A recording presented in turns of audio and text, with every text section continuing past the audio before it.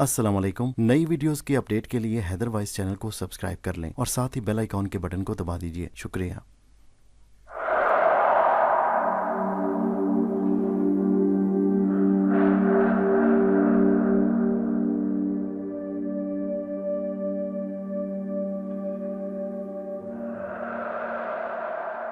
पेश खिदमत है कहानी दुश्मन रूहें का छठा हिस्सा।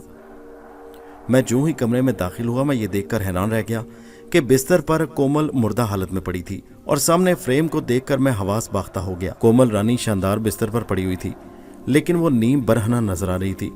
लिबास जगह जगह से फटा हुआ था और उस पर खून के बड़े बड़े धब्बे थे। मेरा दिल हौल गया। मैं बेख्तियार उस पर झुक गया। उसकी हालत से सब पता चल गया कि उसके साथ बदसलूकी हुई, लेकिन यहाँ इस आसेबज़दा हवेली में उसी वक्त मुझे एक और शदीद जहनी झटके से दो चार होना पड़ा। मेरी निगाह मामून खान की तस्वीर के फ्रेम पर पड़ी। रात तक ये फ्रेम खाली पड़ा था और तस्वीर उसमें मौजूद नहीं थी, लेकिन इस वक्त तस्वीर फ्रेम में मौजूद थी और तस्वीर पहली तस्वीर से मुख्तलिफ थी। ये वो पोज नहीं था और उस तस्वीर में मामून खान के लिबास पर खून के धब्बे नजर आ रहे थे और उनके होंठों पर शैतानी मुस्कुराहट थी। मेरे खुदा, तो क्या मामून खान भी बदरू बन चुके हैं और उनके शैतानी अमल जारी हैं? ये तो बुरा हो गया। बेचारी कोमल रानी मेरी हिमाकत की नजर हो गई। मैं उसे उसके घर से उठा लाया और उसकी हिफाजत न कर सका।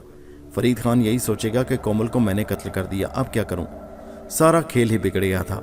सोचा था फरीद खान को एक और फ़ोन करूं, कोमल से उसकी बात कराऊंगा, उससे कहलवाऊंगा कि मेरी माँ को आज़ाद कर दे। मैं उसे लेकर कहीं दूर चला जाऊंगा, वो आराम से जायदाद पर कब्जा कर ले, मैं उसे रोकूंगा नहीं। लेकिन अब उसके इम्कानात नज़र नहीं आ रहे थे। एक बार मैंने कोमल को देखा, मुझे उस पर रहम आया। बेचारी अपनी तस्वुर में एक दुनिया बसाए जी रही थी, अपने हक के लिए लड़ रही थी, हार गई, बेकसी की मौत मर गई और अब वो बेयारो मददगार इस वीरान हवेली में पड़ी रहेगी। फिर एक और ख्याल मेरे दिल में आया, कम से कम उसका आखिरी हक तो मिलना चाहिए। यहाँ हवेली में तो वो यूं ही पड़ी सड़ती रहेगी, यहाँ कौन है? मैं जज्बात में आकर ये खतरा मोल लेने के लिए तैयार हो गया। अभी अंधेरा है, मैं इससे फ़ायदा उठा सकता हूँ, बस एक जज्बाती फैसला था। वरना फरीद खान को ये इतला दे सकता था कि कोमल की लाश हवेली में है, उसे वहाँ से निकाल लिया जाए। कोमल को बिस्तर से उठाया, फूल जैसी नाजुक थी। मैं उसे हाथों में संभाले बाहर आ गया। नई हवेली में सन्नाटे में डूबी हुई थी। मैं जानता था कि अभी वहाँ कोई नहीं जागा होगा। चुनाचे मैं कोमल की लाश उठाए ऐसी जगह पहुँच गया जहाँ से हवेली के दरवाजे से बाहर निकलने वाला हर शख्स उसे देख ले। मैंने लाश वहाँ रखी और अफसोस भरे लहजे में बोला, कोमल, मैं तुम्हें इसलिए नहीं लाया था, मैं तुम्हारे लिए दुखी हूँ। बस इससे ज्यादा और कुछ ना कह सका। मैं वहाँ से वापस अपनी जगह आ गया। हवेली के ऊपरी मंजिल में एक ऐसी जगह मुंतखब की जहाँ से वो जगह नजर आती थी जहाँ लाश पड़ी हुई थी। मैं उस जगह बैठ गया। तबीयत पर शदीद बोझ था। कोमल की मौत सिर्फ मेरी वजह से हुई थी। ना मैं उसे इस तरह लाता, ना उस पर यह जुल्म होता। लेकिन दादा अबू क्या वो शैतान बन चुके हैं? क्या वो भी अपना दीन धर्म छोड़ चुके हैं और उनकी आवारा रूह अब भी ऐसी हरकतें करती फिर रही है? एक बार दिल में जुनून उभरा। जी चाहा कि कोई नोकदार चीज़ लेकर उन तस्वीरों के पुर्जे पुर्जे कर दूं। शदीद गुस्सा आया और मैं अपनी जगह से उठ गया। मुझे एक नोकदार चीज़ मिल गई और मैं गुस्से से खोलता उनकी ख्वाबगाह में दाखिल हो गया। मैंने खूनी नज़रों से तस्वीर को देखा और मेरा मुंह हैरत से खुल गया। ये आपने अच्छा नहीं किया दादा जान, बदतरीन मौत से मरे थे आप, मरने के बाद भी आपको इबरत ना हुई। आपकी वो हरकतें जारी हैं। मुझे आपसे गैरत आती है कि मैं आप जैसे बुरे इंसान का हमशक्ल हूँ। आपने कोमल को हिला करके मेरे दिल में नफरत का पहाड़ खड़ा कर लिया है। आप अगर भाग न जाते तो मैं आपको इस जिंदा तस्वीर को रेजा रेजा कर देता, लेकिन मैं अब भी आपके लिए। ये कहकर मैंने वो लोहे का औजार उठाकर फ्रेम के पास पहुंच गया और फिर मैंने उस पर ज़रबे लगानी शुरू कर दी। इंतहाई मजबूत और कीमती फ्रेम था। मैंने उसे टुकड़े टुकड़े कर दिया। फिर उस नौकदार आले को लेकर मैं दादा जान की लाखों की मालियत की मसहरी पर पल पड़ा। आपको अब ये सेज नहीं मिल सकेगी जिस पर न जाने आपने कितनी असमतों को पामाल किया है। मैंने मसहरी के भी परखचे उड़ा दिए। फिर मुझे जो भी आराइशी चीज नजर आई मैंने उसे बर्बाद कर दिया। वो खूबसूरत ख्वाबगाह आराइशी अशिया का कब्रिस्तान बन गई। मुझे शदीद गुस्सा था। फिर मैं वापस अपनी जगह आ गया। वहाँ काम शुरू हो गया था। कोमल की लाश के पास हवेली के मुलाजिम और दूसरे लोग खड़े। एक तरफ फरीद खान भी खड़ा नजर आया। वहां से उसके चेहरे के तासुरात तो नहीं नजर आ रहे थे, लेकिन अंदाज से पता चल रहा था कि वो बहुत गमज़दा है।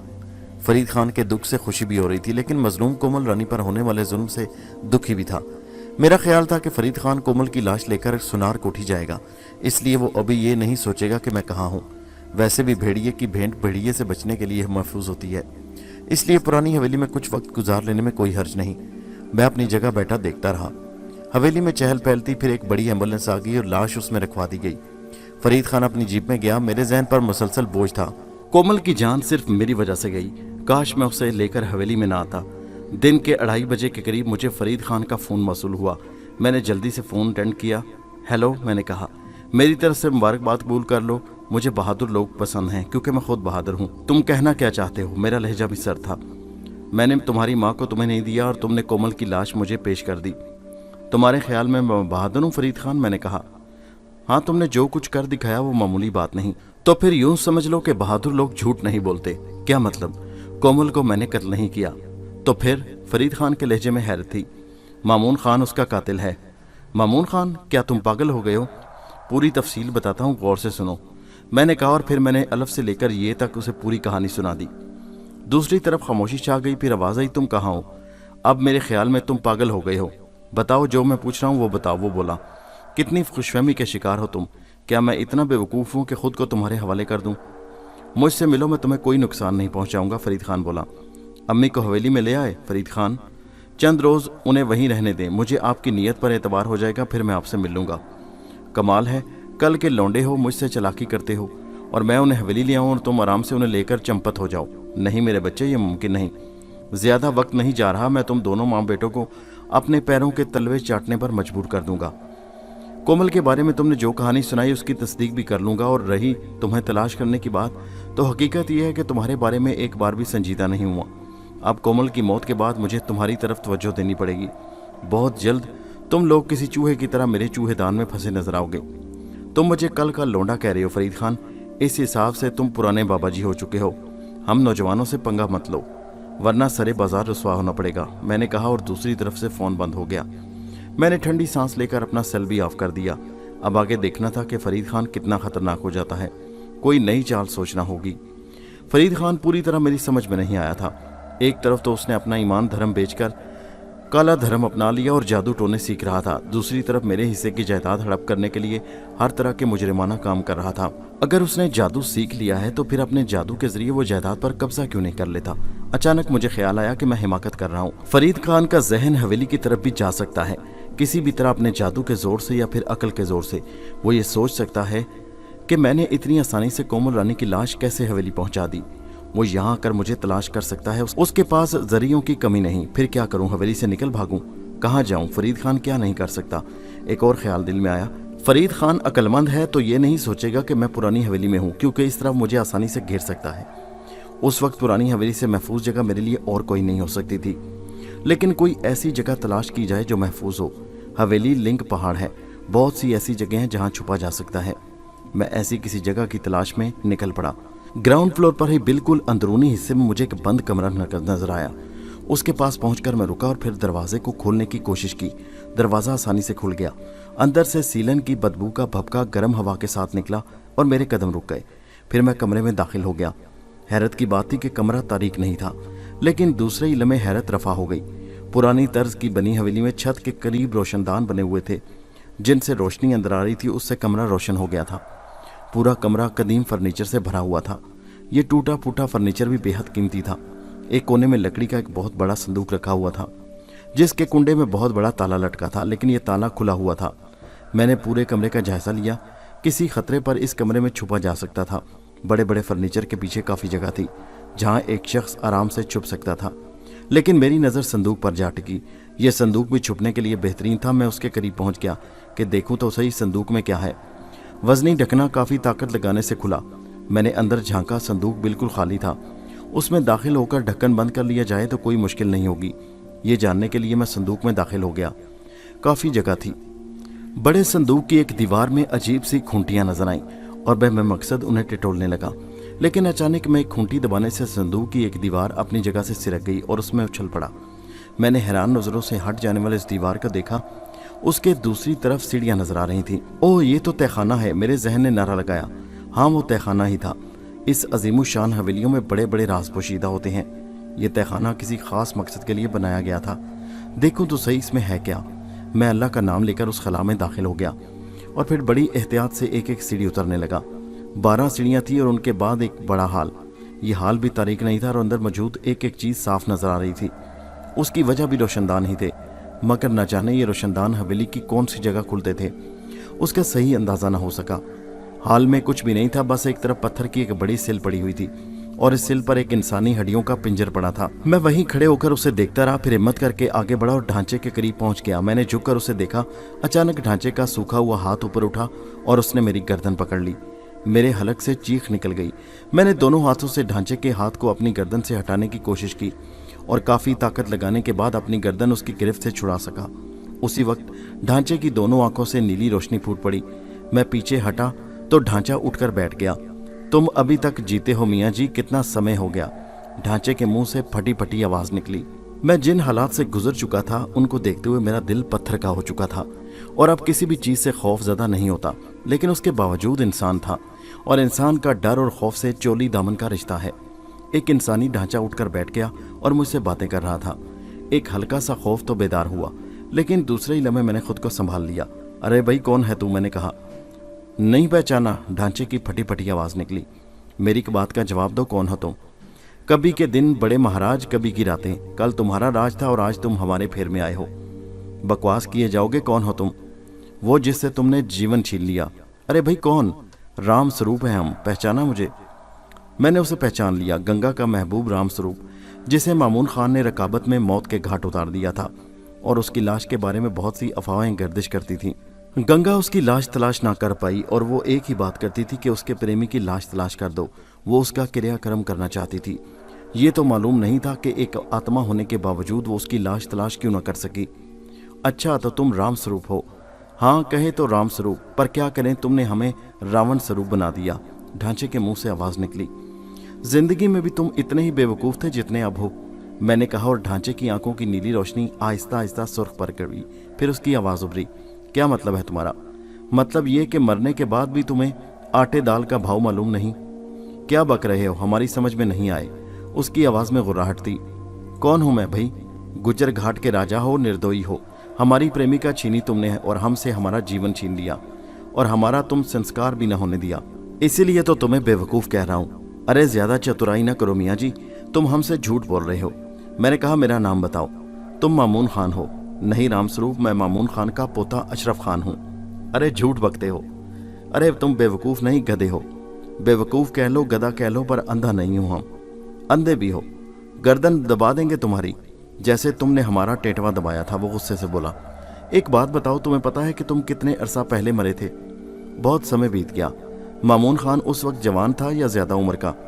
इस बार वो सोच में डूब गया, देर तक खामोश रहा, शायद अपनी और मामून खान की उम्र का अंदाजा लगा रहा था। फिर बोला, तुम फिर कौन हो?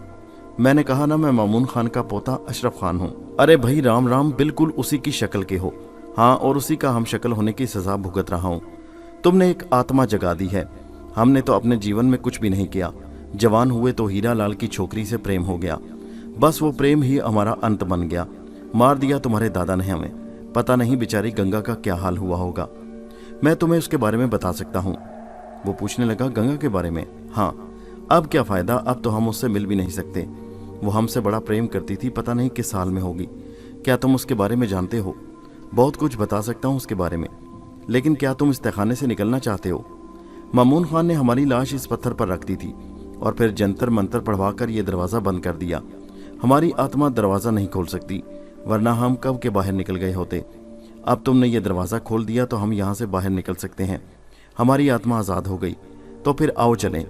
अच्छा, तो तुम मेरे दोस्त बनने की कोशिश कर रहे हो?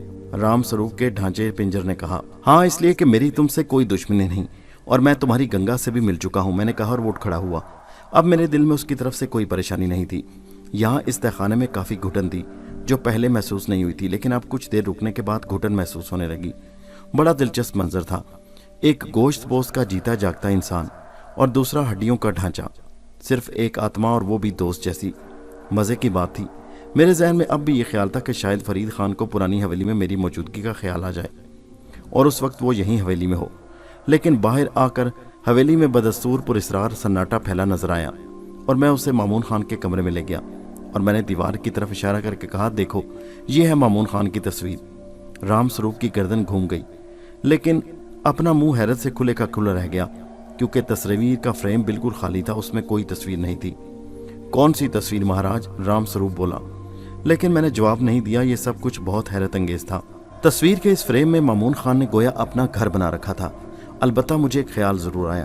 ہمارے مذہب میں روح کا تصور ضرور موجود ہے، لیکن موت کے بعد بھی کوئی اتنا بعمل ہو یہ کبھی نہیں ہو سکتا، خاص طور سے ایک بدکار شخص جس نے موت کے بعد بھی برائی کا دامن نہ چھوڑا ہو۔ مامون خان میرے دادا تھے، میرے باپ کے باپ، لیکن جس طرح انہوں نے کومل رانی کو قتل کیا تھا اس سے مجھے ان کے نام سے نفرت ہو گئی تھی، اور میرا خیال تھا کہ ایک بدکار اور ظالم انسان کو برائیوں کی دنیا میں واپس بھیج دیا گیا۔ میں اس کمرے سے نکل کر اس جگہ آ گیا جہاں سے نئی حویلی کا جائزہ لیا جا سکتا تھا۔ نئی حویلی پر اب خاموشی طاری تھی اور کوئی تحریک نظر نہیں آ رہی تھی۔ رام سروپ کا ڈھانچہ میرے پاس کھڑا تھا، اس کی تمام حرکتیں زندہ انسانوں جیسی تھیں۔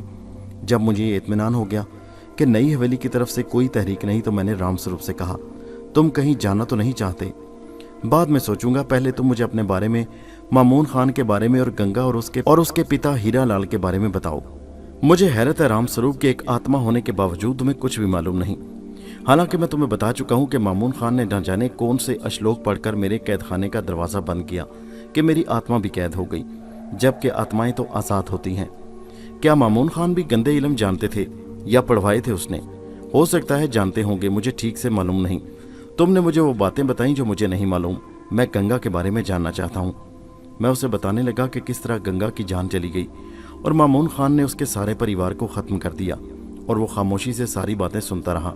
پھر جب میں خاموش ہوا تو وہ بھی دیر تک خاموش رہا، پھر بولا، اس کا مطلب ہے کہ میری گنگا آتما بھون میں میرا انتظار کر رہی ہوگی۔ آتما بھون؟ میں نے سوالیہ انداز میں کہا۔ ہاں، آتما بھون میں پیاسی آتمائیں رہتی ہیں، وہ جنہیں کسی کا انتظار ہوتا ہے۔ اگر مامون خان میری آتما کو قید نہ کرتا تو میں بھی آتما بھون میں گنگا کا انتظار کرتا، لیکن میں یہاں قیدی بن گیا۔ اب میں اس آتما بھون جا کر گنگا کو تلاش کروں گا۔ میں خاموش ہو گیا۔ رام سروپ میرے لیے ایک بیکار وجود تھا، اور میں سوچ رہا تھا کہ اب مجھے کیا کرنا چاہیے۔ میرے لیے خطرات ہی خطرات تھے۔ ایک طرف فرید خان جس نے میری ماں کو قید کر رکھا تھا، دوسری طرف قانون تھا، پولیس جو بڑی سرگرمی سے مجھے تلاش کر رہی تھی۔ مجھے آگیا دو گے مہاراج؟ رام سروپ کی آواز ابھری۔ ٹھیک ہے رام سروپ، جاؤ، تم اپنی گنگا کو تلاش کرو، میں دیکھوں گا کہ میں کیا کر سکتا ہوں۔ دھنیہ واد مہاراج، رام سروپ نے کہا، اور اس کے بعد وہ ڈھانچے کی شکل میں آگے بڑھ گیا۔ میں نے اس کی طرف سے رخ بدل لیا۔ فرید خان اب تک مجھے تلاش نہیں کر سکا تھا۔ اس کا مطلب ہے کہ اپنا ایمان بیچ کر اس نے جو طاقت حاصل کی تھی وہ اتنی نہیں تھی کہ وہ اپنے دشمن کو تلاش کر سکے۔ بیچاری کومل رانی جان سے ہاتھ ڈو بیٹھی، جس میں میرا کوئی قصور نہیں تھا۔ مجھے خود اس کی موت کا افسوس تھا۔ اب میرے سامنے کوئی راستہ نہیں تھا کہ کیا کروں، کہاں جاؤں، کچھ سمجھ نہیں آ رہا تھا۔ شاہو کا گھر تھا جو میرے اپنے گھر کی طرح تھا، وہاں جا سکتا تھا اور اپنے گھر کی طرح رہ سکتا تھا، لیکن اچھی طرح علم تھا کہ فرید خان پر اسرار قوتوں کا مالک ہے۔ اگر اس نے پتہ چلا لیا کہ میں کہاں ہوں تو وہ شاہو اور اس کے چھوٹے سے خاندان کو چھوڑے گا نہیں۔ اس کی نظر بانسری پر پڑ گئی تو وہ اسے اٹھا لے جائے گا، اس لیے ادھر کا رخ کرنا مناسب نہیں تھا۔ پھر کیا کروں؟ میری زندگی میں کوئی دلچسپی نہیں تھی۔ ایک منیکا تھی جس سے دل لگا تھا، لیکن نہ جانے ان باپ بیٹی کا کیا ہوا، کچھ خبر نہ تھی۔ ابھی میں انہی سوچوں میں گم تھا کہ میں نے ایک بار پولیس کی گاڑیاں حویلی کے گیٹ سے اندر داخل ہوتی دیکھی۔ پہلے بھی میرے باپ دادا کے لگائے ہوئے ان درختوں نے میری مدد کی تھی۔ اس وقت بھی میں ایک گھنے درخت کے پاس کھڑا ہوا، یہاں سے رام سروپ مجھ سے جدا ہوا تھا۔ درخت پر چڑھنے میں نے ایک لمحہ ضائع نہیں کیا اور اچھی طرح چھپ کر بیٹھ گیا۔ پھر میں نے ایک گہری سانس لی۔ فرید خان کو پرانی حویلی کا خیال آ ہی گیا۔ پولیس نے پرانی حویلی کو چاروں طرف سے گھیر لیا۔ نئی حویلی سے فرید خان اور دوسرے لوگ بھی باہر آ گئے۔ پولیس پرانی میں داخل ہو گئی۔ ویسے میرا اندازہ تھا کہ فرید خان کو اب فوراً پتہ چل جائے گا کہ میں نے پرانی حویلی کو ہی اپنا مسکن بنایا تھا۔ وہ مجھے چپے چپے میں تلاش کرے گا۔ تقدیر ہی خراب ہے اس کی۔ یہ کام کچھ وقت پہلے کر لیتا تو شاید میں اس کے ہاتھ لگ جاتا، مگر اب مشکل تھا۔ تقریباً 1 گھنٹے تک پولیس پرانی حویلی میں گھسی رہی۔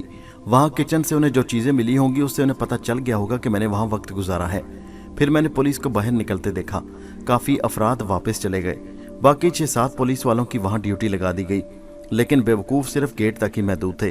یہاں سے باہر نکلنے کے لیے شمشان گھاٹ کا راستہ بالکل کھلا ہوا تھا اور میں وہاں سے جا سکتا تھا۔ درخت ہی بہتر جگہ تھی، چنانچہ میں وہیں رکا رہا۔ پھر میرے ذہن میں خیال آیا، زندگی سے تو مجھے اب کوئی دلچسپی نہیں رہی تھی۔ کچھ بھی ہو جائے، ماں کے علاوہ میرا دنیا میں تھا ہی کون؟ ان کے بارے میں کچھ پتہ نہیں چل رہا تھا۔ میں ہر طرح کا خطرہ مول لے سکتا تھا۔ میں نے فرید خان کے موبائل کا نمبر ملایا۔ دوسری طرف سے فرید خان نے فوراً فون ریسیو کیا۔ میرے نمبر سے تمہیں پتہ چل ہی گیا ہوگا فرید خان کہ میں یہی رہتا ہوں، میں نے کہا، لیکن دوسری طرف سے کوئی آواز سنا نہ دی۔ ہیلو فرید خان؟ ہاں سن رہا ہوں بھتیجے، بولو، اس کی آواز ابھری۔ बोलती क्यों बंद हो गई तुम्हारी? मैंने कहा। तुम पर प्यार आ रहा है। अरे क्यों? मैंने कहा। आखिर खून तो मेरा ही हो ना। अब भी नहीं समझा मैं लेने मज़े लेते हुए कहा। तुम जितने ज़हीन हो, जिस कदर चालाक हो, उस पर यह सोचकर मुझे अजीब लग रहा है कि तुम मेरे अपने ही हो। अगर तुम मुझसे ताउन करते तो एक नई तारीख जन्म ले सकती थी। नई तारीख? मैंने सवाल किया। हाँ, एक दिलचस्प तारीख।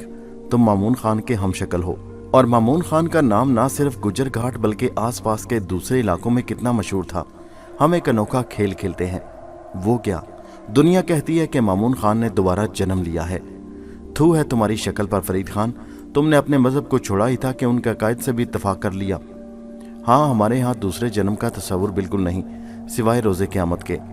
तुम जुबान संभाल कर बात नहीं कर सकते? फरीद खान भारी लहजे में बोला। एक मुर्तद के लिए मेरे अल्फाज मुनासिब हैं। फ़ोन क्यों किया है? उसकी आवाज़ सुनाई दी। तुम्हारी खैरियत मालूम करने के लिए।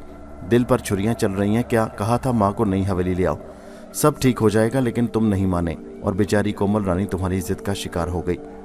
बहुत बुरा किया तुमने। मैंने अपने दिमाग पर काबू रखा, वरना कोमल रानी की लाश के साथ तुम्हारी माँ की तदफीन भी की जा सकती थी। ऐसा कभी ना करना फरीद खान। मेरी ज़िंदगी में मेरी माँ के सिवा कुछ भी नहीं। अगर उसके नाखून को भी नुकसान पहुँचा तो तुम सोच नहीं सकते मैं तुम्हारा क्या हाल करूँगा। नहीं पहुँचेगा नुकसान, लेकिन मैं तुम्हारा इंतज़ार करूँगा। मैं तो अपने काम कर ही रहा हूँ। कोमल रानी मुझे पसंद ज़रूर थी, लेकिन बहुत सी कोमल रानियाँ हैं, किसे किसे ख़त्म करोगे?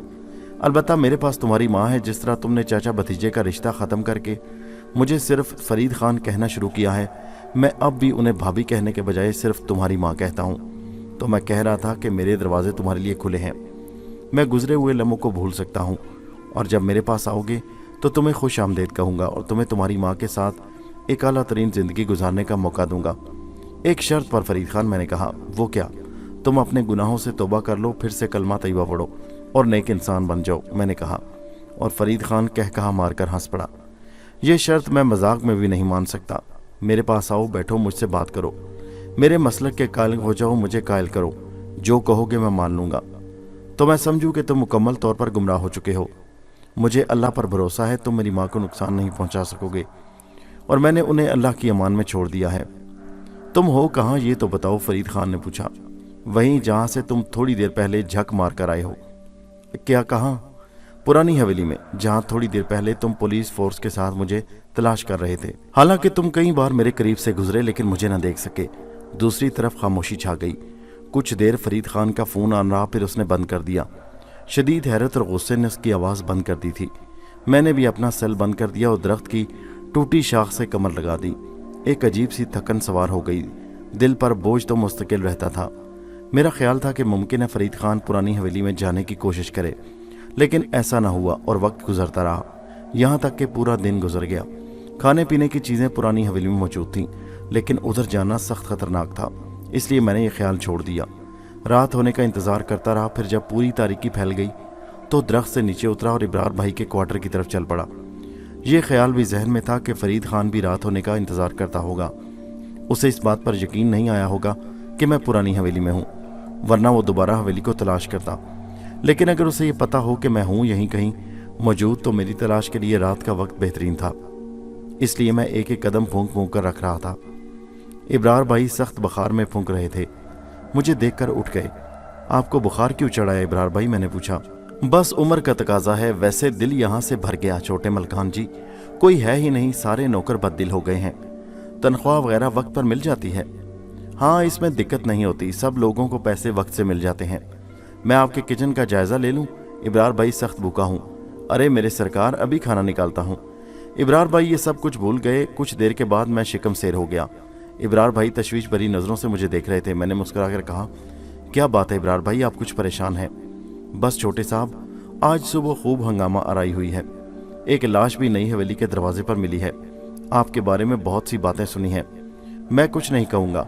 हम नौकर लोगों के सीनों में भी दिल होता है। मालिकों के साथ रहते हैं, उनसे मोहब्बत भी हो जाती है।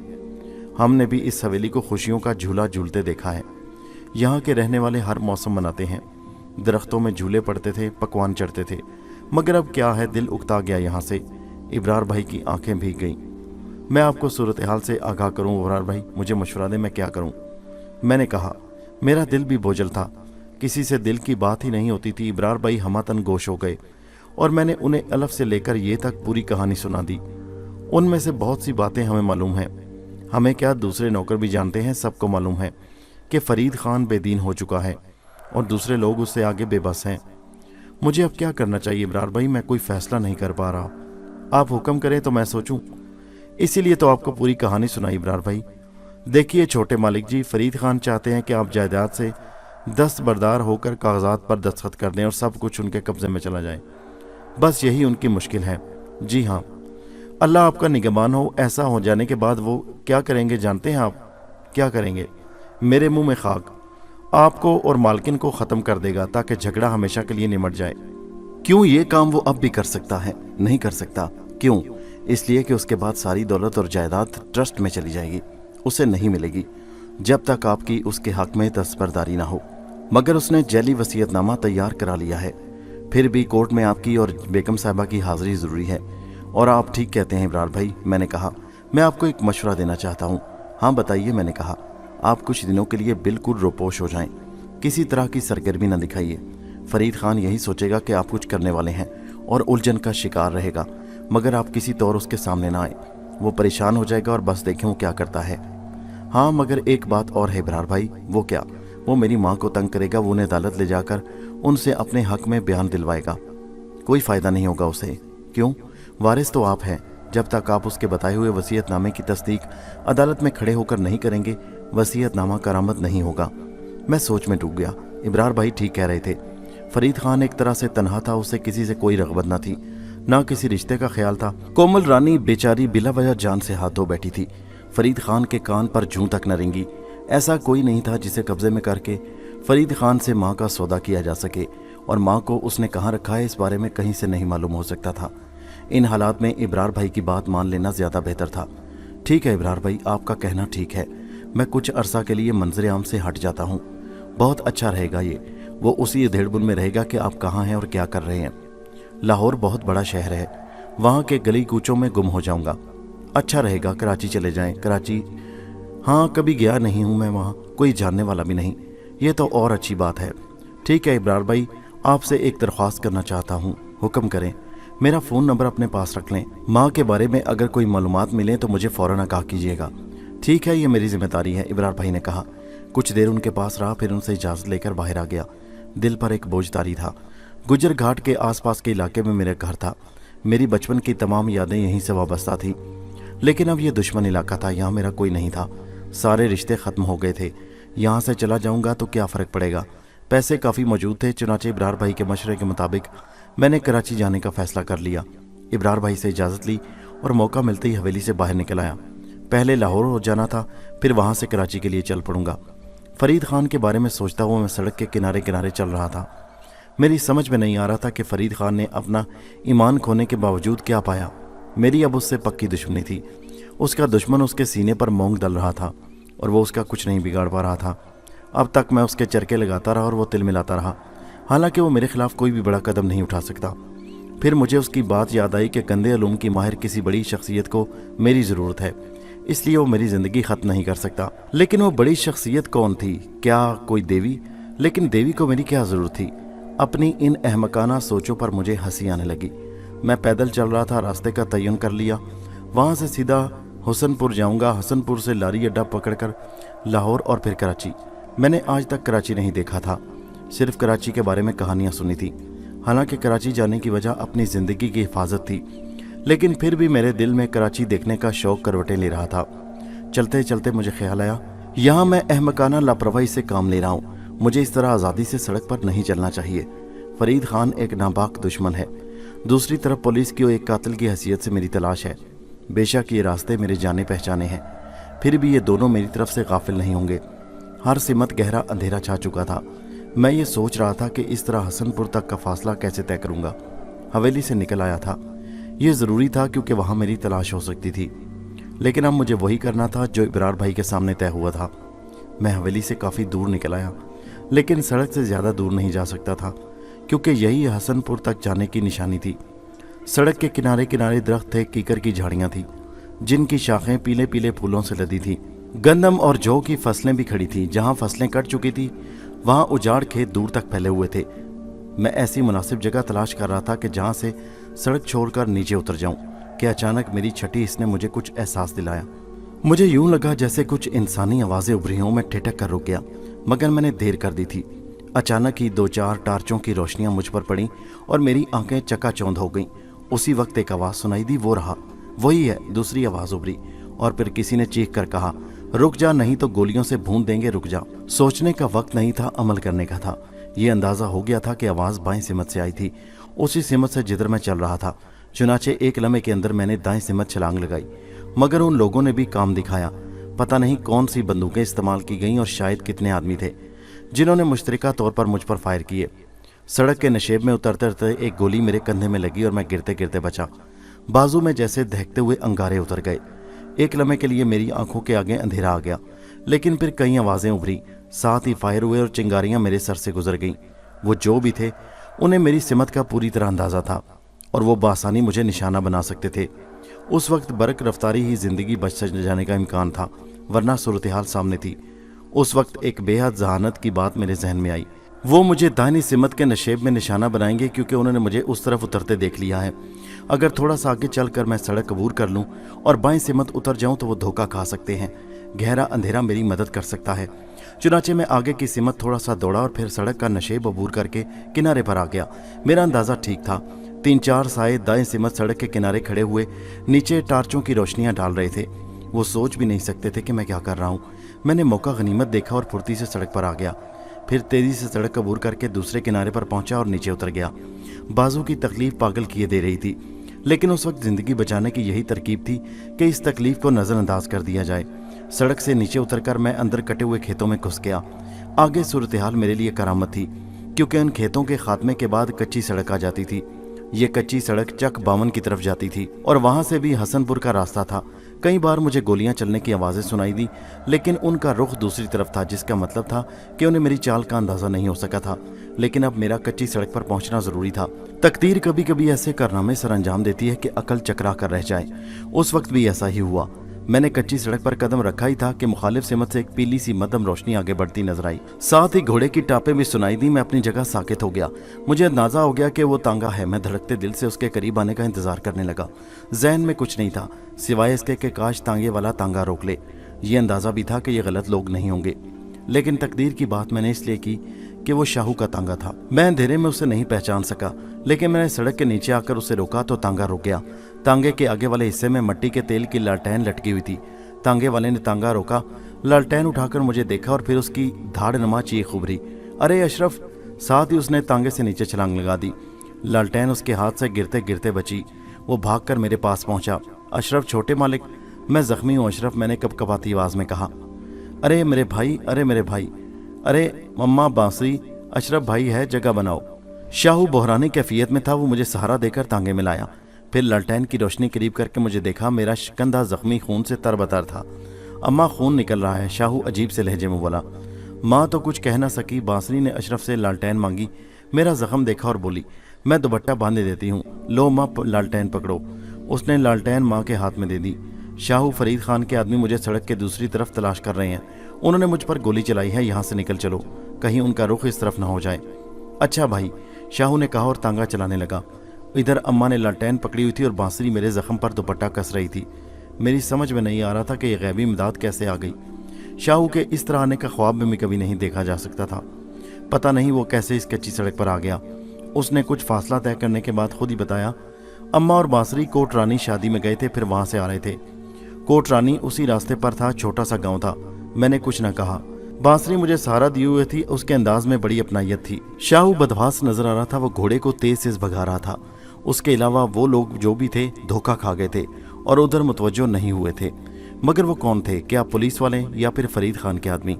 लेकिन फरीद खान तो मेरी मौत नहीं चाहता था। बकौल उसके किसी शैतानी कुव्वत को मेरी ज़रूरत थी, इसलिए वो मुझे ज़िंदा रखने पर मजबूर था। फिर इस तरह मुझ पर अंधाधुंध गोलियां बरसाने वाले कौन थे? मैं उन गोलियों का शिकार भी हो सकता था। गर्ज ये कि जो कुछ भी था समझ में आने वाला नहीं था। उधर जख्म था कि आग लगाए हुए था। तांगा शाहू के घर पहुंच गया। उसने सहारा देकर मुझे नीचे उतारा। बांसुरी सगी बहनों की तरह मुझे सहारा दिए हुए थी। माँ बेचारी थर थर काँप रही थी। वो लोग मुझे लिए हुए एक कमरे में दाखिल हो गए। शाहू ने कहा, बांसुरी तू इसके जख्म पर बांधने के लिए कपड़ा ले आ।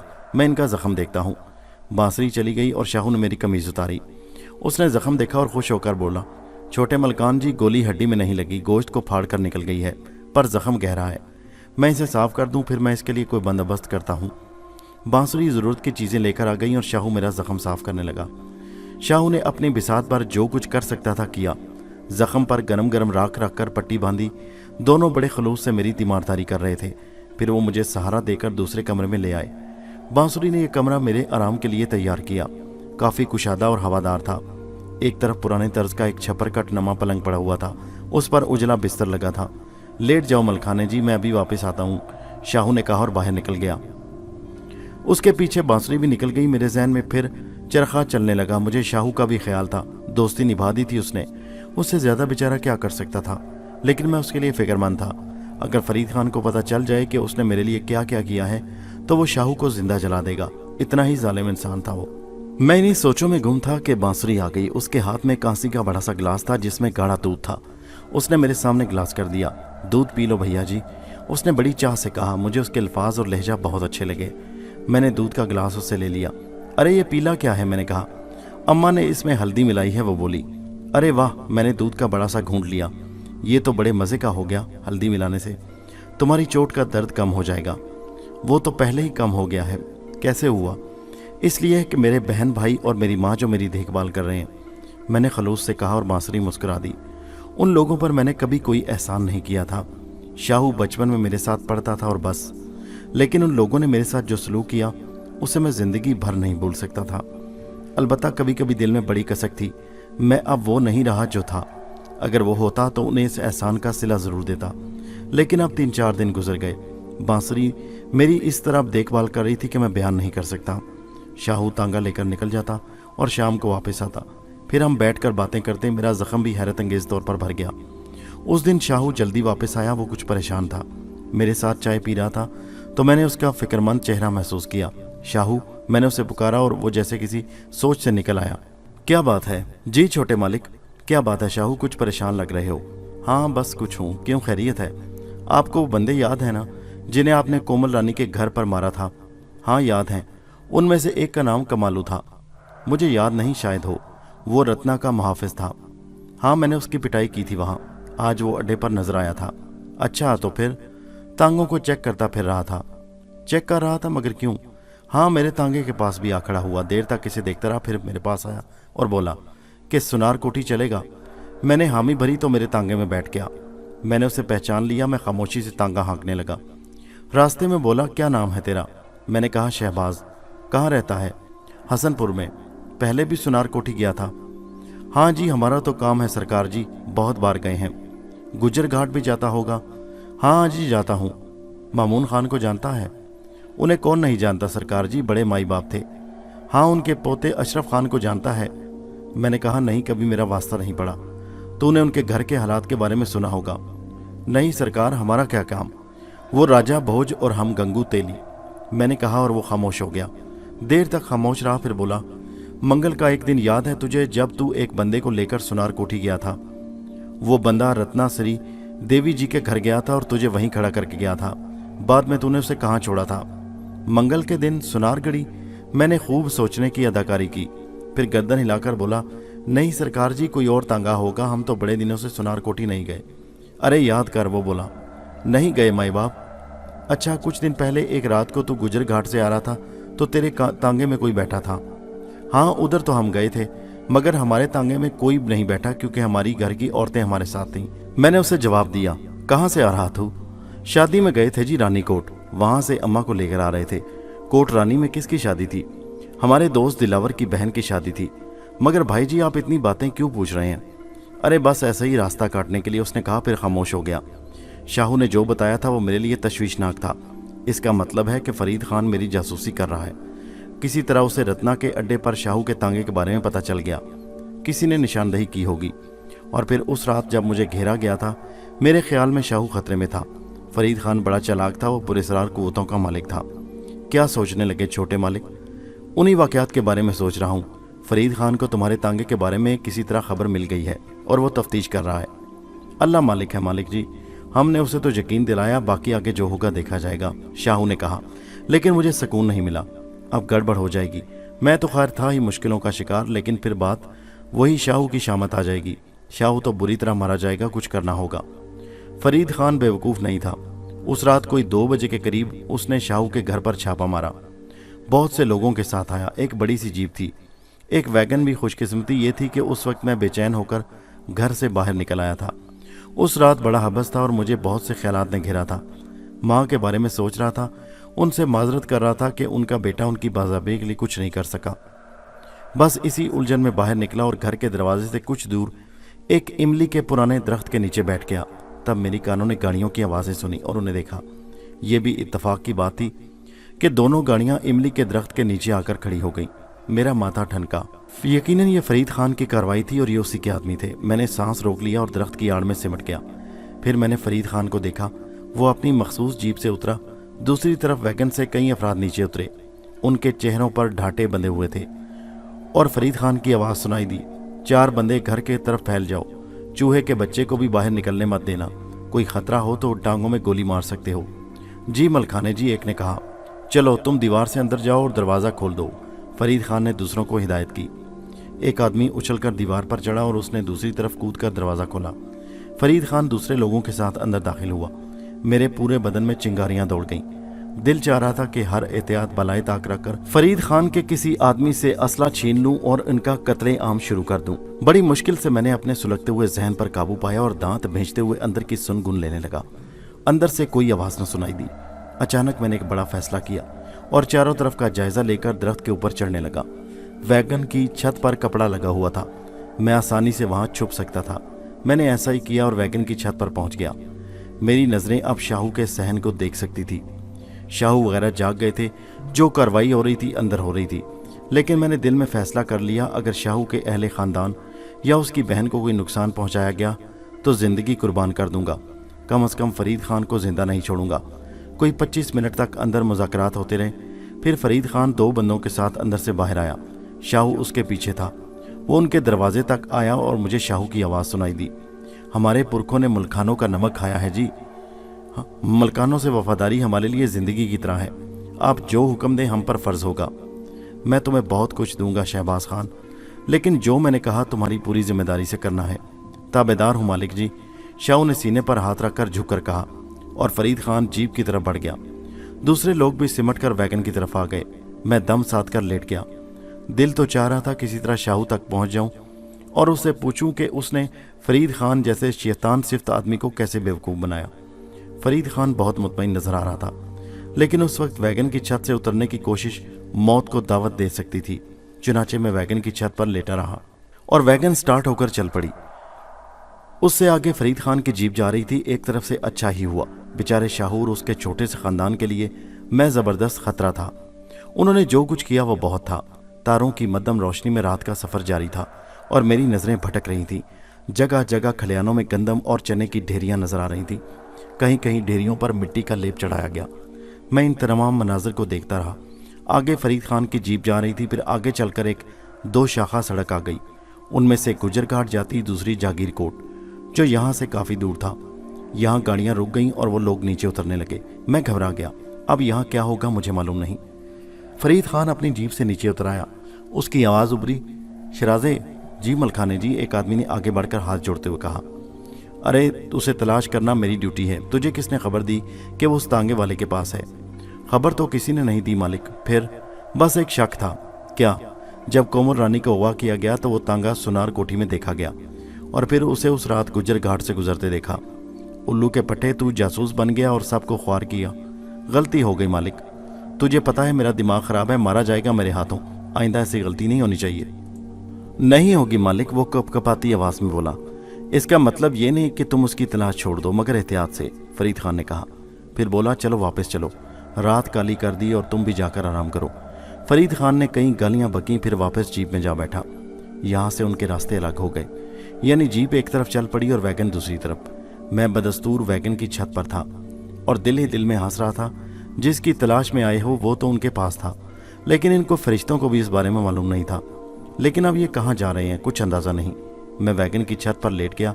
आसमान पर सितारे चमक रहे थे, ठंडी हवाएं चल रही थी और मैं उन सितारों को देखता सोचों में डूबा था।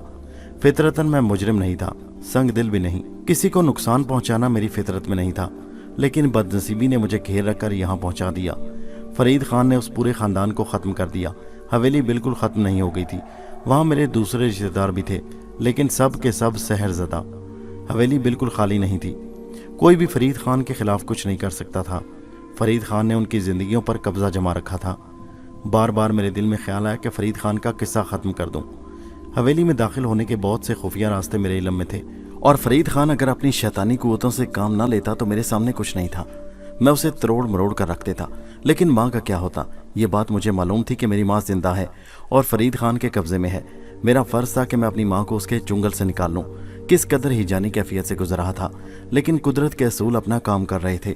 ठंडी हवा के झोंकों ने आंखें बंद कर दी और गहरी नींद आ गई। रात आहिस्ता आहिस्ता गुजर रही थी। सफ़र न जाने कब तक जारी रहा। वैगन में मौजूद लोग कहाँ कहाँ उतरे, कौन कहाँ गया, मुझे कुछ मालूम न था। नींद इतनी गहरी आई थी, लेकिन अब आँख खुल गई। अब काफ़ी रात बाकी थी। इसका मतलब है कि सफ़र लंबा नहीं रहा। आसमान पर गाढ़ा गाढ़ा गुबार छाया हुआ था और अभी हवा भी धीमी धीमी चल रही थी। मैंने वैगन की छत पर लगे हुए कटहरे से थोड़ी सी गर्दन उठाकर माहौल का जायज़ा लिया। वैगन एक घर के अंदरूनी हिस्से में खड़ी हुई थी। घर तारीकी में डूबा हुआ था, लेकिन एक कमरे में रोशनी हो रही थी। मैं भी घर का जायज़ा ले रहा था कि चौंक पड़ा। एक अजीब मंजर दिखाई दिया। वो इंसान ही था जो चार दीवारी की बुलंदी से आहिस्ता आहिस्ता नीचे उतर रहा था। देखते ही देखते वो सहन में उतर गया और फिर दबे कदमों बड़े फाटक नुमा दरवाजे पर पहुंचा। फिर बड़ी आहिस्तगी से उसने दरवाज़ा खोल दिया। जो ही दरवाज़ा खुला, चार आदमी उसके अंदर दाखिल हो गए। लंबे तिरंगे आदमी थे, उनके हाथों में राइफलें नजर आ रही थी। मेरा दिमाग बक से उड़ गया। डाकू, मैंने दिल में सोचा। डाका डालने आए हैं, लीजिए ये नई कहानी शुरू हो गई। मैं मोहतात हो गया और मैंने आहिस्ता से गर्दन उठाकर उन्हें देखा। वो खामोश सहन में खड़े थे, शायद सुन गुन ले रहे थे। फिर उन्होंने आपस में कुछ घुसर पुसर की और उनमें से तीन वापस दरवाजे पर चले गए। बाकी दो घर के अंदरूनी दरवाजे से अंदर दाखिल हुए। मेरे अंदर शदीद बेचैनी पैदा हो गई। न जाने क्या हो रहा है। जिस जगह वैगन खड़ी थी वहाँ से सिर्फ 3 फीट के फासले पर ऊपर की मंजिल की बालकनी थी, जिस पर ज़रा सी कोशिश से चढ़ा जा सकता था। अंदर न जाने क्या हो रहा था। एक अजीब सी बेचैनी दिल में पैदा हो गई, और उस वक्त ये बेचैनी शदीद हो गई जब एक घुटी घुटी निस्वानी चीख फिज़ा में बुलंद हुई। मेरे अंदर एक वहशत पैदा हो गई। किसी को मेरी मदद की ज़रूरत थी। ज़िंदगी अल्लाह ताला की तरफ से किसी न किसी अमल के लिए अता की जाती है। अगर अमल आवाज़ दे और उससे गुरेज किया जाए तो गुनाह और नाफरमानी है। फिर मुझ जैसा इंसान जो खुद माँ की बाज़ियाबी के लिए दर बदर मारा फिर रहा था, मुझसे रहा ना गया, और मैं ये ख़तरे को बलाए ताक कर रखकर अपनी जगह से उठा और बालकनी का किनारा पकड़कर बंदर की फुर्ती से ऊपर चढ़ गया। कुछ फासले पर उस कमरे की खिड़की नजर आ रही थी, जिससे रोशनी छलक रही थी। मैं बिल्ली की तरह पाँव दबाए खिड़की के करीब पहुंचा और मैंने अंदर झांका। जो 2 अफराद अंदर दाखिल हुए थे, उनमें से एक दीवार के साथ टेक लगाए खड़ा था, लेकिन उसके सामने जो औरत थी उसे देखकर मेरे रोंगटे खड़े हो गए। ये गोंदी थी। गोंदी हवेली की एक लड़की कहीं से ताया अब्बू के साथ लग गई और वो उसे लेकर आए। दादी अम्मा को वो इतनी पसंद आई कि उन्होंने उसे बेटी बना लिया। गोंदी के बारे में पता चला कि वो हिंदू थी, किसी मुसलमान के इश्क में गिरफ्तार हो गई और सरहद पार करके आ गई। दादी अम्मा के पास उसने इस्लाम कबूल किया। बाद में उसे शेर नवाज मिल गया। शेर नवाज फरीद खान का दोस्त था। चुनाचे दादी अम्मा के हाथों उन दोनों की शादी कर दी गई। उसके बाद गोंदी का कुछ पता न चल सका। आज वो मेरे सामने थी। इसका मतलब है कि मैं गजनारी में हूँ। गजनारी एक सरहदी गांव है और शेर नवाज उस गांव का छोटा मोटा जिम्मेदार है। ये बात मुझे मालूम थी। इससे ज़्यादा मैं गोंदी या शेर नवाज के बारे में नहीं जानता था। मुझे उस शख्स की आवाज़ सुनाई दी जो दीवार से टिका खड़ा था। मेरी बात मान ले गोंदी, बड़ी मानी है हमने तेरी बातें। सरहद पार करके दूसरे मुल्क की सरहद में घुसना आसान काम नहीं। मैं जानती हूँ भैया जी, कितनी बार कहा है कि ये ख़तरा मोल मत लिया करो। आते हो और जब यहाँ से जाते हो तो कितने दिन तड़पती रहती हूँ, तुम्हें मालूम नहीं। छाती पर बिठाकर पाला है तुझे। 16 साल छोटी है मुझसे। कोई और भाई होता तो मैं शायद तुझे भूल जाता। मुझे पता है भैया जी, गोंदी की आवाज़ भर आ गई। कुछ पता नहीं तुझे। मुझे पिताजी की मौत कभी नहीं भूलेगी। तेरे लिए तड़पते चले गए। पता है उनके आखिरी जुमले क्या थे? नहीं भैया जी, पूछते हर एक से, क्या बेटियां इतनी कठोर होती हैं? फिर लोग क्यों कहते हैं कि बेटियां पिता से इतना प्रेम क्यों करती हैं? गोंदी सिसकने लगी। मेरी समझ में बहुत कुछ आ रहा था। अगर गोंदी के बारे में ना जानता होता तो बात मुश्किल से समझ में आती। मर्द ने फिर कहा, माता जी का भी समझ ले चल चलाओ है। तेरे लिए रोते रोते उसकी आंखों की रोशनी कम हो गई कि ठीक से देख नहीं पाती। बस कहती है एक बार मेरी गोंदी मुझे नजर आ जाए, फिर आराम से मर जाऊंगी। नहीं भैया जी, अब मैं नहीं जा सकती। अब मैं 2 बच्चों की माँ हूँ, मैं रोजे रखती हूँ, अब मैं तुम्हारे काम की नहीं रही। ज्यादा बकवास मत कर। मैं माता जी को वचन देकर आया हूँ कि तुझे साथ ही लेकर जाऊंगा। तू मेरे साथ चलेगी। अच्छा है तेरा पति यहाँ नहीं, वरना मैं सोच कर आया था कि उसे खत्म करके ये खेल ही खत्म कर दूंगा। तू मेरे साथ चलेगी, तेरा रास्ता कोई नहीं रोक सकता। ये कहकर उस शख्स ने पिस्तौल निकाल लिया और बोला, चल उठ। अगर तू चाहती है कि मैं यहाँ 2-4 लाशें गिरा दूं, तेरे बच्चों को गोली मार दूं, तो मैं उसके लिए भी तैयार हूँ। मेरे साथ काफ़ी बंदे हैं, मुझे कोई नहीं रोक सकता। वाह भैया जी वाह, अपनी माता को खुश करने के लिए मेरे बच्चों को मारोगे? बड़े वीर जवान हो। फिर ऐसा करो, अपनी बंदूक की सारी गोलियां मेरे सीने में उतार दो और मेरी लाश माता के पास ले जाओ। फिर मेरी अर्थी को शमशान में अपने हाथों से आग लगा देना। मेरे बच्चों की तरफ या मेरे पति की तरफ बुरी आंख से भी देखा तो। अचानक उसका लहजा गजबनाक हो गया। मैं अहमकों की तरह यह सारा ड्रामा देख रहा था। यहाँ तो कहानी बदल गई और मैं सोच रहा था कि अब क्या करूं। मर्द जिसका नाम मुझे पता नहीं था उसे देखता रहा, फिर उसके चेहरे के नक्श बदम पड़ गए। उसने टूटे लहजे में कहा, तू नहीं चलेगी मेरे साथ? किसकी बात कर रहा है? मैं तेरी गोंदी कहाँ हूँ? मैं तो एक लाश हूँ, माता पिता की गद्दार हूँ। अपनी खुशी के लिए सबको कत्ल कर दिया। मेरी सज़ा पूरी होने दे। यह सज़ा अब जिंदगी के साथ है, मुझे भूल जाने दे सबको। भूल जाएगी? उस मर्द ने पूछा। नहीं तो फिर? बस सज़ा पूरी करूँगी। नहीं गोंदी, भगवान के लिए सोच ले, चल मेरे साथ। तेरे बच्चों को भी साथ लिए चलता हूँ, जो होगा देखा जाएगा। नहीं भैया जी, तू नहीं जानता मैं कितना आगे बढ़ चुकी हूँ। वापसी मुश्किल नहीं होगी, अपनों में जाएगी तो सब ठीक हो जाएगा। जहाँ मैं पहुँच चुकी हूँ वहाँ से वापस नहीं आ सकती। आखिर क्यों? मैं मुसलमान हो चुकी हूँ, मेरी सबसे बड़ी लगन ये है। मर्द खामोश हो गया। फिर एक दूसरे आदमी ने कहा जो करीब था, और कुछ है तेरे पास कहने के लिए? वो नहीं जाएगी, ज्यादा देर रुकना खतरनाक है। उस आदमी ने आंसू भरी नजरों से उसे देखा और टूटी आवाज में बोला, गोंदी जी भैया, मैं जाऊं? जाओ, खुदा तुम्हारी हिफाजत करे। मेरा मान एक बार फिर टूट गया। माँ के पास एक बार रखे, फिर खाली हाथ जाऊंगा। ठीक है, तू जो बनकर भी रहेगी मेरी बहन रहेगी। बस एक बात तुझसे कहूँ। जी भैया। घर के दरवाजे तेरे इंतजार में खुले रहेंगे। तू जानती है मेरे बंदे तुझसे दूर नहीं, जब चाहे मुझे पैगाम भेज देना। स्मगलरों का कोई धर्म नहीं होता। अचानक मुझे यूं लगा जैसे कोई वैन के पास आया हो। मैं जल्दी से कपड़े के नीचे हो गया। ये बात मेरी समझ में नहीं आई थी। मैं सीधा लेटकर सुन गुन लेने लगा। फिर मुझ पर एक अजीब कैफियत तारी हो गई। मुझे यूं लगा जैसे कुछ और लोग भी आकर बैठ गए हों वैगन में। फिर वैगन स्टार्ट हुई और रिवर्स होने लगी। कुछ देर के लिए अकल चकरा कर रह गई। दूसरी रोशनी भी करीब थी, यानी वैगन के साथ कोई और गाड़ी भी थी। रात जख्मी परिंदे की तरह फड़फड़ा रही थी। मैं वैगन की छत पर लेटा उजड़ी हुई रात को गुजरते देखता रहा। वैन के साथ एक जीप थी, लेकिन कोई 20 मिनट के बाद एक और जीप साथ हो गई। वैगन कुछ देर के लिए रुकी और बहुत से लोगों के बातें करने की आवाज़ आई। हाँ जी, काम हो गया। जी संत जी, दूसरे आदमी ने कहा। कोई गड़बड़ तो नहीं हुई? नहीं। माल किधर है? बड़ी जीप में है। आज माल बहुत कम है। ऐसी बात नहीं है जी, बड़ी जीप भरी हुई है।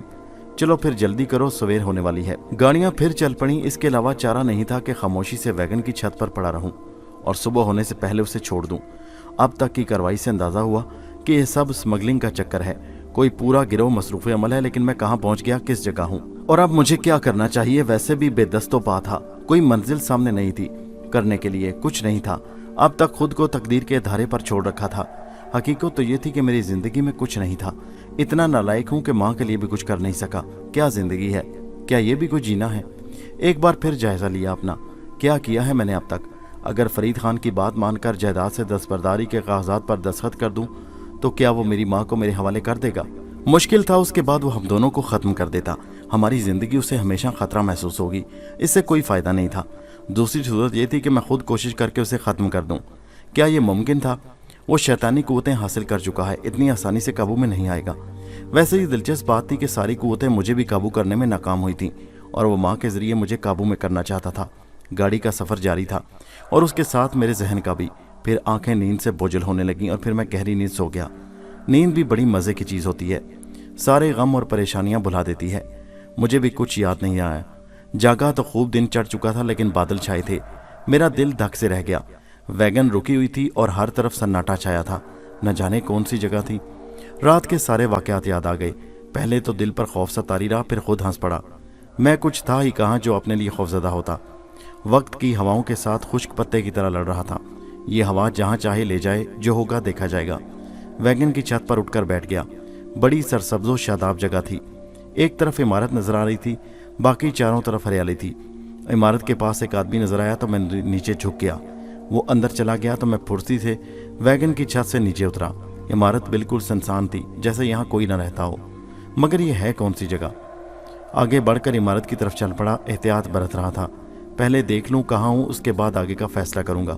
लेकिन इमारत के अंदर पहला कदम मैंने रखा ही था कि वही शख्स सामने आया जिसे मैंने पहली बार देखा था। अब मैंने उसे करीब से देखा। उधेड़ उम्र का आदमी था, रंग गहरा सांवला था, सादा से कपड़े पहने हुए था। मैं ठिठक कर रुक गया तो उसने दोनों हाथ जोड़कर माथे से लगाए और बोला, जय राम जी की महाराज। मेरे मुंह से कोई आवाज ना निकली तो उसने फिर कहा, जंगल पानी हो आयो महाराज।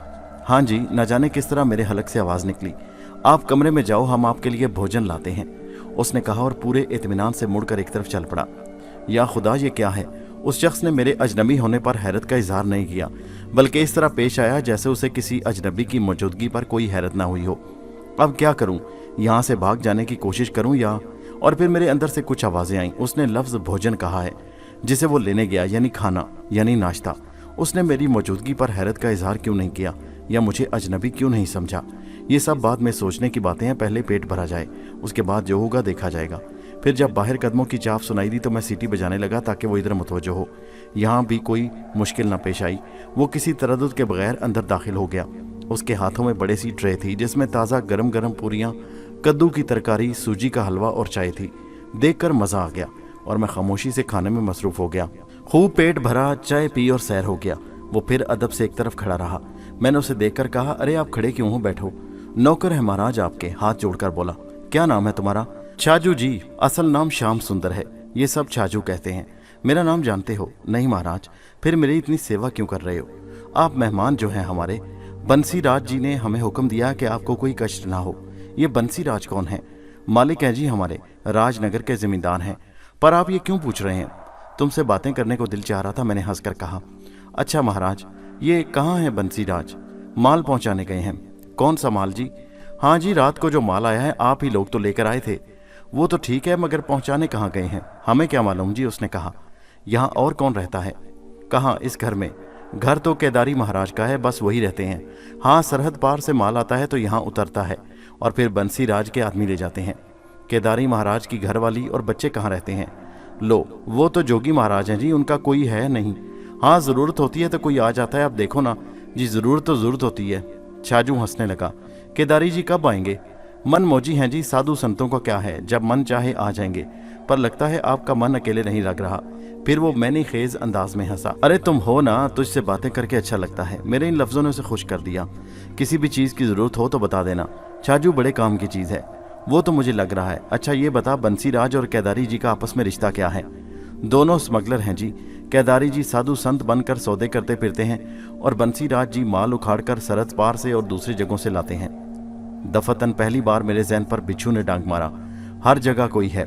हम बंसी राज, केदारी राज, गड़ी, ओहो, सरहद पार से। मतलब ये तो नहीं कि मैं कहीं हिंदुस्तान आ गया हूँ। दिमाग में शदीद हलचल मच गई। हो सकता है, ऐसा हो सकता है, आसार बता रहे हैं। पूरे बदन में सनसनी दौड़ गई। फिर क्या हुआ? मैं स्मगलरों की वैन में बैठकर सरहद पार आ गया। देर तक फटी फटी आंखों से छाजू को देखता रहा। छाजू अच्छा इंसान था, बहुत देर तक उल्टी सीधी बातें करता रहा। ये अकदा नहीं खुला कि वो कौन मेहमान था जिसके धोखे में ये मेरी खातिर में दर्द कर रहे थे, और वो असली मेहमान कहाँ है। अब क्या करूं? यहाँ से भागने की कोशिश करूं? वहाँ अपने वतन में कत्ल का मुजरिम था, अब यहाँ बगैर पासपोर्ट और वीज़े के घुस आने वाला बन गया। यानी मुझे जासूस भी समझा जा सकता है, और जासूसों के साथ जो सलूक होता है मुझे मालूम था। दिमाग जैसे माउफ हो गया। छाजू के चले जाने के बाद मैं बिस्तर पर जा लेटा। बदन में ईंठन हो रही थी, कुव्वत फैसला खत्म हो गई। अब जो होगा देखा जाएगा। छाजू मुझे ज़रूरत की चीज़ें पहुंचाता रहा।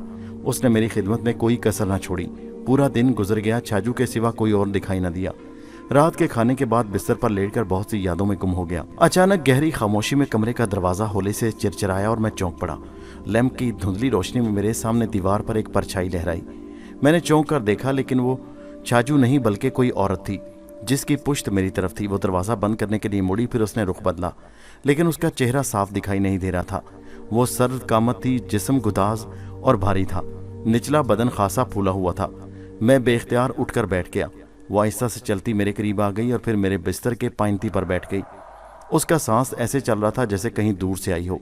मेरे मुंह से आवाज़ ना निकली, अलबत्ता मैं ऐसे उसे गौर से देख रहा था। उसका रंग गोरा, आंखें काली थीं, सर के बाल लंबे और घने थे। देहाती तर्ज का लिबास था जो उसके बदन पर सज रहा था। कंघी चोटी भी उसने खूब की थी, होंठों पर लाली लगी थी। गर्ज ये कि हैरत के दौर से निकला तो मेरी आवाज़ उभरी, अरे भाई कौन हो तुम? किरण, वो खूबसूरत आवाज़ में बोली। क्यों आई हो यहाँ? मैंने उससे बेतुका सवाल किया और वो मेरे इस अहमकाना सवाल पर मुस्कुरा दी। कमबख्त की मुस्कुराहट भी खूबसूरत थी। तेरा खून पीने, उसने शौक़ी से कहा। कि क्या मतलब? मैंने कहा तो वो खूब हंसी, फिर बोली, अब इतना छोटा भी नहीं कि तुझे पता ना हो। क्या जी? यही कि मैं क्यों आई हूँ। तुम कौन हो आखिर? पागल है क्या या बन रहा है? इस बार उसने किसी कदर तलख लहजे में कहा और फिर कुछ सोच कर आगे बढ़ी। अब मैं समझ गया कि वो कौन है और क्यों आई है। जाओ, मैंने पथराए हुए लहजे में कहा। अरे, वो हैरत से बोली, तुम्हें किसने बुलाया है यहाँ? कौन लाया तुम्हें? मैंने गुस्से से कहा और उसका चेहरा सुर्ख हो गया, आंखें गुस्से से दहकने लगीं। एक लम्हे वो सोचती रही, फिर अपनी जगह से उठी और मेरी तरफ देखे बगैर दरवाज़ा खोलकर बाहर निकल गई। ये सब कुछ मेरे लिए अजीब था। क्या हो रहा है ये सब कुछ? बड़ी अजीब बात थी कि मैं किसी और के धोखे में यहाँ मौजूद था। अभी इतना सोचा ही था कि बाहर से कुछ आवाज़ें आईं, फिर दरवाज़ा ज़ोरदार आवाज़ के साथ खुला और छाजू अंदर आ गया। मैंने देखा था कि उस औरत ने उसे लात मारकर अंदर फेंका और फिर गुस्से से वापस चली गई। छाजू उठकर बैठ गया और दरवाजे की तरफ देखने लगा। फिर उसने जल्दी से अपनी जगह से उठकर दरवाज़ा बंद कर दिया, फिर मेरी तरफ देखकर बोला, क्या हुआ महाराज?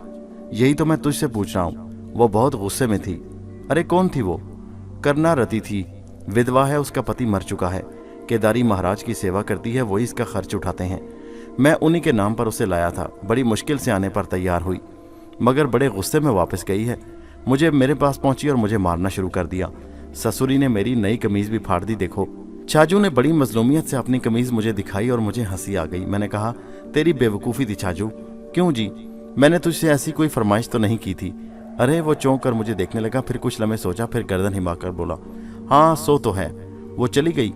अभी तो मुझे यहाँ फेंक कर गई है, चली ही गई होगी। वैसे एक बात कहूँ महाराज? हाँ, वो थी बड़ी सुंदर। बस्ती के बड़े लोग उस पर मरते हैं पर किसी को मुंह नहीं लगाती। तभी तो उसने तुझे मारा है कि मैंने उसे ऐसे बंदे के पास क्यों पहुंचाया जिसने उसकी कदर ही नहीं की। वैसे महाराज, औरत भी न जाने क्या चीज़ होती है। क्यों भाई? बस ना माने तो राजों महाराजों को भी नहीं मानती, और मर मिटे तो मर्जी की मालिक है। जा आराम कर छाजू, मेरे बारे में किसी को मत बताना, मैं तुझे ताकीद करता हूँ। वो तो हमें बंसी महाराज ने भी की थी, मगर उसकी और बात है। वो केदारी महाराज की दासी है, उनके हर हुक्म को मानती है। जाकर देखता हूँ कि चली गई, छाजू ने कहा और डरते डरते बाहर निकल गया। इस दिलचस्प वाकया ने तबीयत में थोड़ी शगुफ्तगी पैदा कर दी, वरना दिल पर बोझ ही बोझ था। वैसे ये जो कुछ हुआ था मेरी तवक्को के खिलाफ हुआ था। मैं बिल्कुल गलती से हिंदुस्तान में दाखिल हो गया था। पहले कभी यहाँ आने का ख्याल भी नहीं आया था। मैंने अखबारात में पढ़ा था, टीवी में देखा था कि अगर गलती से भी कोई सरहद अबूर कर जाए तो उसकी क्या दुर्गत बनती है। जिंदा बच जाए तो बड़ी बात है, वरना गया काम से। और अब मेरे साथ भी यही सब हो रहा था। थोड़ी सी अकल से काम लेना था, जिंदगी ऐसे तो नहीं खोना चाहता था। न जाने कब तक इस दिलचस्प वाकया और उसके बाद पेश आने वाले वाकयात के बारे में सोचता रहा और फिर सो गया। इस इमारत में छाजू के अलावा कोई नहीं था। लेकिन दूसरी सुबह जागा तो एकदम एहसास हो गया कि अब ये इमारत खाली नहीं।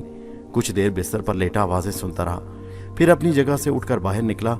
कदम बाहर ही रखा था कि छाजू नजर आया। उसने दोनों हाथ जोड़कर माथे से लगाए, फिर बोला, महाराज आए हैं। आते ही तुम्हारे बारे में पूछा, मैंने बता दिया कि सब ठीक है। एक बात बताएं महाराज। हाँ पूछो, हमसे कोई शिकायत तो नहीं? क्या मुझे? हाँ जी। लो, मुझे तुमसे क्या शिकायत होगी? पूछ रहे थे बंसी महाराज। बंसी महाराज आए हैं या नहीं? केदारी महाराज भी आए हैं। वो कहते थे कि आप जाग जाएं तो नाश्ते के बाद आपको उनके पास ले आ जाए, छाजू ने बताया। नाश्ते से फारिग होकर मैं छाजू के साथ उस कमरे में पहुंच गया जहां वो दोनों मौजूद थे। बंसी राज लंबे कद का एक शातिर सी शक्ल का आदमी था। दूसरा दुबले पतले लान और छोटे कद का उधेड़ उम्र आदमी था। उसने जोगियाना हुलिया अपनाया था, धोती कुर्ते में मलबूस था, गले में बेशुमार कीमती मालाएं पड़ी थीं, हाथों की 10 उंगलियों में हीरे की अंगूठियां जगमगा रही थीं। आओ अशरफ खान, आओ बैठो, तुम्हें यहाँ कोई तकलीफ तो नहीं हुई? बंसी राज ने खुश इखलाकी से कहा और एक कुर्सी की तरफ इशारा कर दिया। मैं खामोशी से कुर्सी पर बैठ गया तो बंसी राज ने कहा, महाराज तुमसे कुछ बातें करना चाहते हैं। मैंने केदारी की तरफ देखा तो केदारी ने भी भारी आवाज़ में कहा, मेरा नाम तुम्हें पता चल गया होगा अशरफ खान, हम तुम्हें तुम्हारे नाम से पुकार रहे हैं, तो समझ लो कि हम तुम्हारे बारे में सब कुछ जानते हैं। ये भी कि तुम कब और कहाँ से इस वैगन की छत पर सवार हुए, सरहद पार की और यहाँ तक आ गए। असल में ये सब सोच समझ कर हुआ है। वो कैसे जी? मैंने बेखौफी से कहा। ज़्यादा पीछे की बात नहीं करूँगा। संसार में बहुत से खेल होते हैं। हर मनुष्य अपने आप को बड़ा ज्ञानी समझता है, कोई किसी फ़न वाला, कोई किसी फ़न वाला, कोई इंजीनियर है, कोई डॉक्टर, कोई साइंसदान और कोई कुछ। सब के अपने रास्ते हैं और वो उन्हें दोस्तों को बड़ा समझता है।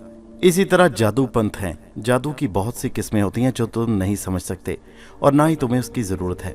हाँ, वो जिन्हें उसकी ज़रूरत है उन्हें तुम्हारी ज़रूरत है। जादू संसार में बहुत से पंथ हैं, गणेशी पंथ, भवानी पंथ, दुर्गा और काली पंथ। इन सब की बड़ी शक्ति है और सबके बड़े बड़े संस्कार हैं, और जो ये शक्ति हासिल करने के फेर में पड़ जाते हैं उन्हें कुछ ज़रूरतें होती हैं। मैं ज़्यादा लंबी चौड़ी बात नहीं करूँगा। तुम्हारे परिवार में यूं तो तुम्हारे दादा ने एक बार काली पंथ के एक शक्तिमान से कुछ संस्कार लिए थे, पर वो पूरे नहीं थे। इस तरह तुम्हारे परिवार का एक और मनुष्य भी काली का वरदान लेने के फेर में पड़ा हुआ है। आधा इधर आधा उधर वो जो चाहता है अभी तक उसके आधार पूरे नहीं कर सका, इसलिए अधूरा है। वो तुम्हारा जानी दुश्मन है, लेकिन चूंकि तुम्हें एक महाशक्तिमान ने सहारा दिया, वो तुमसे एक बड़ा काम लेना चाहता है। इसलिए तुम्हारा दुश्मन यानी तुम्हारा चाचा फरीद खान तुम्हें ख़त्म नहीं कर सकता, बल्कि वो तुम्हें ख़त्म कर देना चाहता है। और अब तुम हमारे पास आए हो। उस बड़े शक्तिमान ने हमारी कुछ जिम्मेदारियां लगाई हैं, हमें वो पूरी करनी है। केदारी ने बड़ी लंबी चौड़ी कहानी सुनाई, फिर बोला, तुम कोई सवाल करना चाहते हो? जी हाँ। अच्छा बोलो, वो शक्तिमान कौन है? हम नहीं बता सकते। क्यों? उसका हमें हुक्म नहीं है। वो कौन से पंथ में है? मैंने पूछा, और वह सोच में डूब गया। फिर उसने बंसीराज की तरफ देखा और बोला, क्यों बंसीराज? जी महाराज, क्या इसे पंथ बताना चाहिए? उसकी मनादी नहीं है गुरुदेव। अच्छा, वह राज कर रहती है आशीष परलोकता। एक नया खेल है ये, जिसके बारे में तुम्हें बताने के लिए मना नहीं किया गया। तो बताओ। ये एक नया पंथ है। यूं समझ लो कि तुम्हें महाकाली के खिलाफ काम करना है, लेकिन काली का दास बनकर उसे धोखा देना है। हिंदू धर्म का कोई मनुष्य काम नहीं कर सका, इसलिए आशीष परलोका ने तुम्हारा चुनाव किया है, क्योंकि तुम्हारे मन में ना काली देवी का स्वभाव है ना किसी और धर्म का।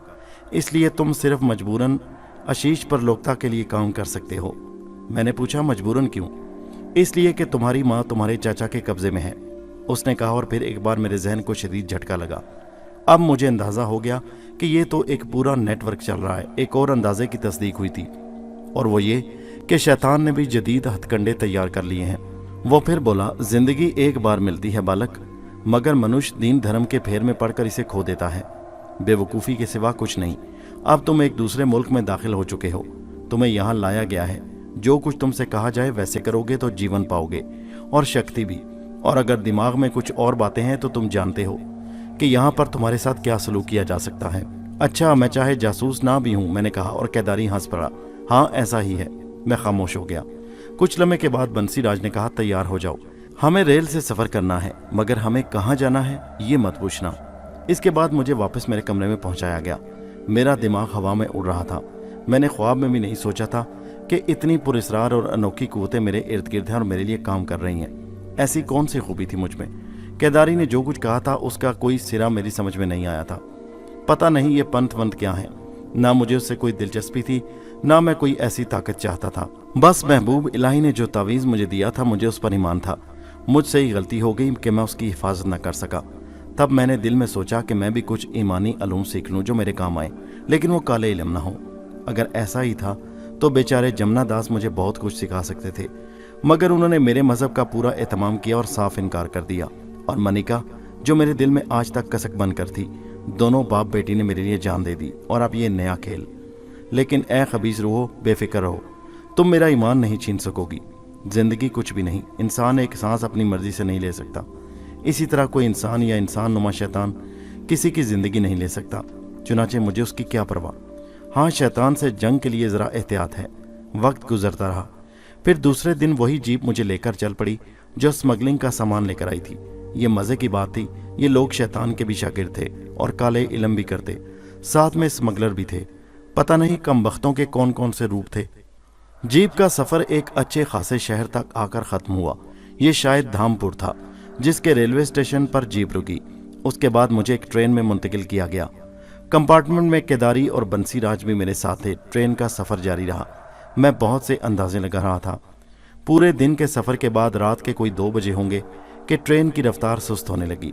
कोई स्टेशन आ रहा था। बंसीराम ने कहा, हमें यहीं उतरना है अशरफ खान साहब।